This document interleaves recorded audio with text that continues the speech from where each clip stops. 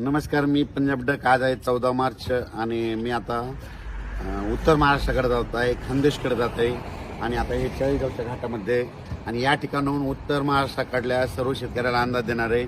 उत्तर महाराष्ट्राकडे जात असल्यामुळं सुरुवातीला या भागातल्या धुळे जिल्हा, नंदुरबार जिल्हा, जळगाव जिल्हा, नाशिक जिल्हा या जिल्ह्यातल्या शेतकऱ्याला सांगितलं की तुम्ही काय करा, 17 तारखेपर्यंत तुमचा गहू असेल, हरभरा असेल, कांदा असेल, मका असेल झाकून काढून ठेवा.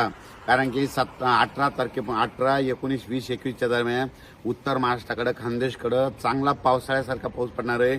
म्हणून हा अंदाज लक्षात यायचा. म्हणजे सांगायचं झालं, हे पाऊस उत्तर महाराष्ट्रातच नाही तर संपूर्ण राज्यभर पडणार आहे. काही ठिकाणी 17 तारखेला सुरू होणार आहे.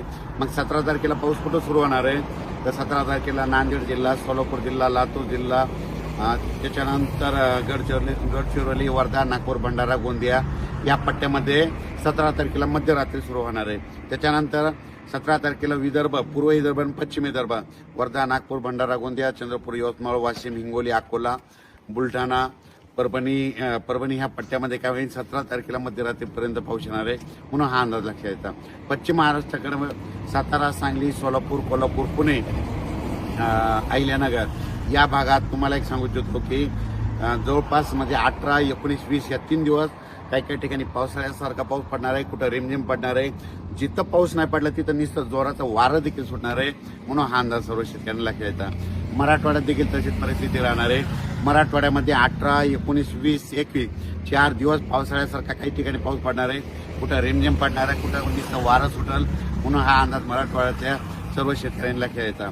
त्याच्यानंतर हे वातावरण 21 दिवस आहे, पण त्याच्यानंतर परत एकदा पुन्हा पाऊस येणार आहे. मग परत कधी येणार आहे तर परत 24 मार्च, 25 मार्च, 26 मार्चच्या दरम्यान परत एकदा पाऊस येणार आहे. पण ते पाऊस मग मराठवाड्यात पश्चिम महाराष्ट्राकडे जास्त राहणार आहे आणि उत्तर महाराष्ट्राकडे जास्त राहणार आहे. म्हणून हा अंदाज लक्षात येतात.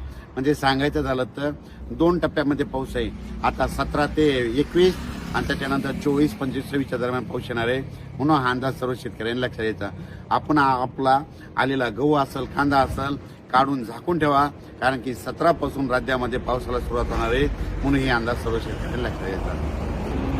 हा पाऊस सांगायचं झालं तर वर्धा जिल्हा, भंडारा जिल्हा, गोंदिया जिल्हा, चंद्रपूर जिल्हा, यवतमाळ जिल्हा, वाशिम जिल्हा, हिंगोली जिल्हा, बुलढाणा जिल्हा, अकोला जिल्हा, अमरावती जिल्हा, त्याच्यानंतर जळगाव जिल्हा, जालना जिल्हा, परभणी जिल्हा, लातूर जिल्हा, बीड जिल्हा, धाराशिव जिल्हा, सोलापूर जिल्हा, सातारा जिल्हा, सांगली, पुणे, अहिल्यानगर, नाशिक, धुळे, नंदुरबार, जळगाव, त्याच्यानंतर म्हणजे सांगायचं झालं तर संपूर्ण महाराष्ट्रामध्ये म्हणजे 18, 19, 20च्या दरम्यान पाऊस येणार आहे. फक्त 17 तारखेला मात्र इकडं पूर्वेकडं म्हणजे तेलंगणाच्या बाजूकडून सुरुवात होणार आहे. म्हणून हा अंदाज लक्षात यायचा.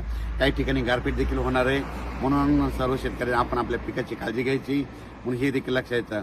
पाऊस 2 टप्प्यामध्ये पडणार आहे. एक 17, 18, 19, 20 आणि त्याच्यानंतर 24, 25, 26, 27 मार्चच्या दरम्यान पाऊस सर्वदूर पडणार नाही. काही भागात सोडून देखील राहणार आहे. काही ठिकाणी नुसतं वारा सुटल, कुठं नुसतं पाऊस पडेल, काही ठिकाणी गारपीट देखील होईल, काही ठिकाणी रिमझिम पडेल, कुठं नुसते थेंब येतील, काही ठिकाणी आभाळ देखील येईल. पण पाऊस मात्र येणार मध्ये येणार. धन्यवाद.